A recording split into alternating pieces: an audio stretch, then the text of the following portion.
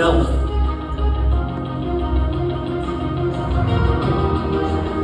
we invite everyone to join us for a photo opportunity with the stars on stage.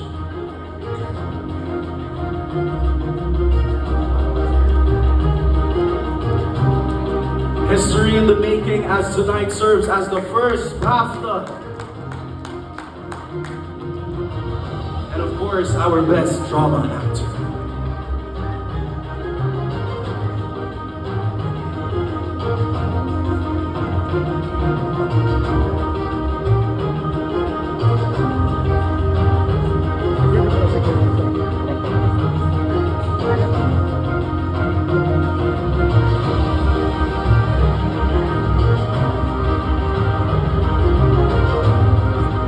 Batang Quiapo as well has won.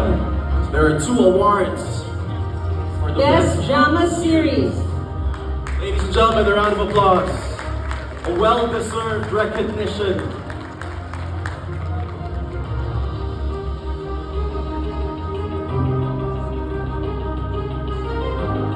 The true icons. Yes.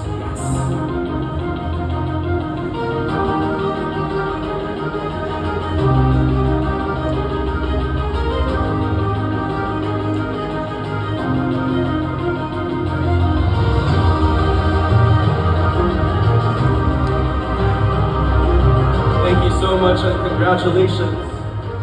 All right, for our next award, ladies and gentlemen. Sorry, Sir Coco will have a lovely speech. Good evening po sa lahat. Unang-una, maraming salamat po sa BAFTA, sa award po na binigay niyo sa amin as a Best Actor and Best TV Series. Alam niyo po, sa totoo lang, nagtatrabaho po kami ngayon, nag-taping po kami. Pero pinilit po talaga namin na makapunta dito para makapagpasalamat po. Kasi po, ramdam po namin yung parangalan na ibinigay niyo po sa amin. Sobra po kasi namin talaga pinaghihirapan ang Batang Quiapo. Halos araw-araw, hindi na po namin alam kung paano namin ito tatapusin. Talagang dugot pawis ang nilalaan namin para sa show na to. Para handugan na magandang programa ang bawat Pilipino sa gabi-gabi na panonood nila sa kalantahanan para makapagbigay ng saya at inspirasyon. Kaya nagpapasalamat po ako sa lahat ng aking mga katrabaho dito, sa lahat po ng aking mga directors, actors, staff, crew, sa lahat po ng mga boss ko sa ABS-CBN, kay Tita Cory Midanes, kay Sir Carlo Matigpa, kay Sir Mark Lopez, kay Sir Deo Edrinal, at syempre po, sa aking dalawang boss, aking mga EP, kay Miss Ayla Garcia at kay Miss Lea Calderin. Yan po talaga mga hirap na hirap sa show namin. At maraming salamat po sa lahat ng mga Pilipino na tumatangkilik sa Batang Quiapo gabi-gabi. Muli, nagpapasalamat ako sa aking pamilya, especially po kay Julia, na nagpapakahirap para ang kasing ako sa araw-araw dahil pag-uwi ko ng bahay, wala na. Sobrang pagod na ako at siya nagpe-prepare ng lahat sa akin para sa kinabukasan sa pagtatrabaho ko. At syempre po sa aking lola, sa lahat ng pagsusumikap niya. Nagpapasalamat ako dahil sa kanya, ganito ang aking pagtingin sa aking trabaho, sa ating industriya, na talagang pinapahalagan ko at pinagbubuti ko. Maraming salamat syempre sa ABS-CBN.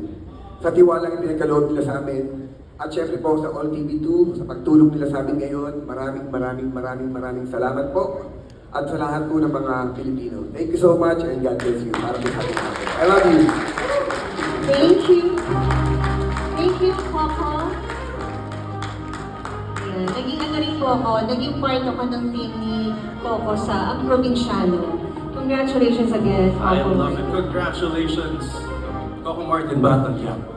Yes. Gusto mo ba mag-artista?